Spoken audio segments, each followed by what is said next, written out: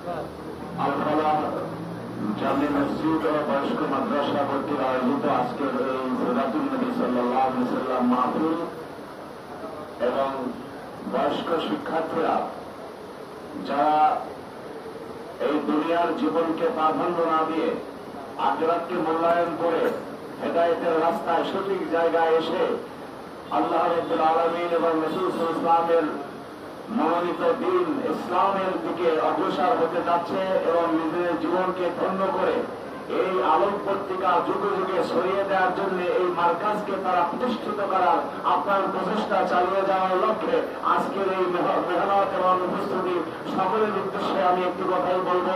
ভাগ্যে থাকতে হয় হেদায়েতের বাণী, ভাগ্যে থাকতে হয় হেদায়েতের রাস্তায় আসা এবং তকদিরে থাকতে হয় পরকালে সফলতার স্বর্ণ শিখরে উপনীত হওয়া। আল্লাহ রাব্বুল আলামিন বলেছেন যে এই পৃথিবী হচ্ছে আমাদের জন্য আখিরাতের শস্য ক্ষেত।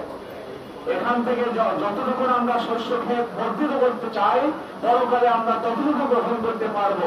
সুতরাং এই মার্কাজের সাথে যতটুকু সম্পর্ক অনুভূত করলে আমার পরিবার আমার সমাজকে নিয়ে আমি আখিরাতে ততটুকু অর্জন এবং সফলতা সেখানে ভোগ করতে পারবো। আমাদের একজন জাতীয় কবি কাজী নজরুল ইসলাম যথার্থ বলেছিলেন, মনে হচ্ছে আজও তিনি জীবিত আছেন। তিনি বলেছেন, ঘুমিয়ে কাজা করেছি ফজর, তখনও জাগিনি যখন জহর, এলাও খেলায় কেটেছে আচর, বাগিনীদের রাজ শুনিয়া যান। আজকে জীবন সায়ান্নে চলে এসেছি, খেলা খেলায় আমাদের জীবন পার হয়ে গেছে, মাগরিবের আযান শুনতেছে, এখনো যদি আমাদের হুঁশ না হয়, এই কোরআন যদি আমরা শিক্ষা গ্রহণ করে না যেতে পারি, আল্লাহ রাব্বুল আলামিন বলেছেন যে কোরআন শিক্ষা করে না আসবে কিয়ামতের দিন আমি তাকে অন্ধ করে উঠাবো এবং তার সাথে কোনো কথা বলা হবে না, আল্লাহর সান্নিধ্য পাবে না। এত সুন্দর আল্লাহ আমাকে চোখ দিয়েছেন, আমাকে জ্ঞান দিয়েছেন, শক্তি দিয়েছেন, সময় দিয়েছেন, পর্যাপ্ত সময়।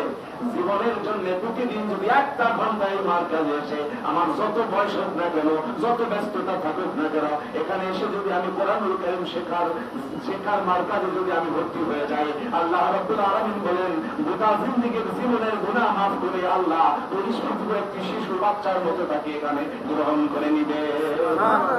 সুতরাং এই মার্কাজকে চেনার জন্য আজকে আমাকে দাওয়াত দিয়েছেন আমার একজন সম্মানিত ভাই মুফতি আলহাজ হযরত মাওলানা হাফেজ ফয়জুল্লাহ সাহেব, যিনি সালামবাগ জামে থাকতে হবে। এই কারণে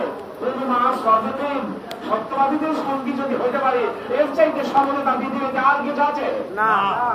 এই বাংলাদেশের আজকে যা আমরা অর্জন দেখেছি কারা করেছেন?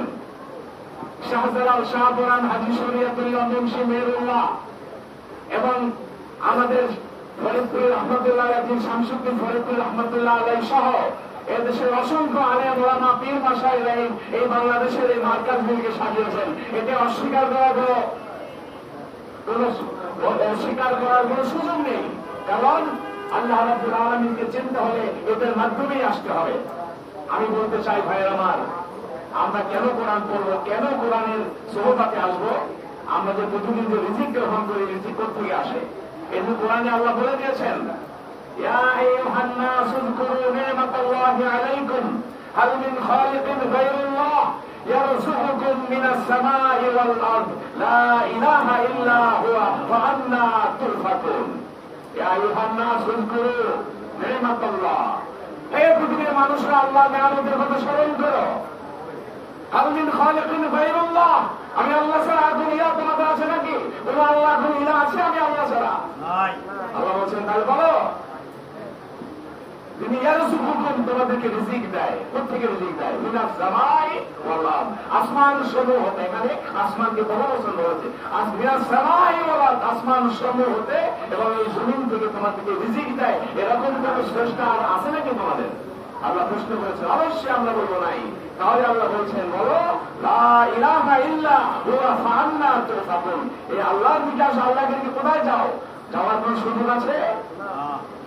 আইনা তাযহাবুন, কোথায় যাও? সুতরাং আল্লাহকে চিনতে হলে মার্কাজে আসতে হবে। ভাইরা আমার, আমি যে কথা বলেছিলাম যে এই সমস্ত দুনিয়ার যত ফাসাদ আছে দুই বন্ধ করে আমাদেরকে আসতে হবে। সঠিক রাস্তায়। আল্লাহ আমাদেরকে এই সমস্ত সঠিক রাস্তায় আসার তৌফিক দান করুন এবং যা কিছু অর্জন করেছে জীবনকে গড়ার জন্য আমল করার তৌফিক দান করুন। আমিন ওয়া আখিরু দাওয়ানা আলহামদুলিল্লাহি রাব্বিল আলামিন। আসসালামু আলাইকুম ওয়া রাহমাতুল্লাহি ওয়া বারাকাতুহু।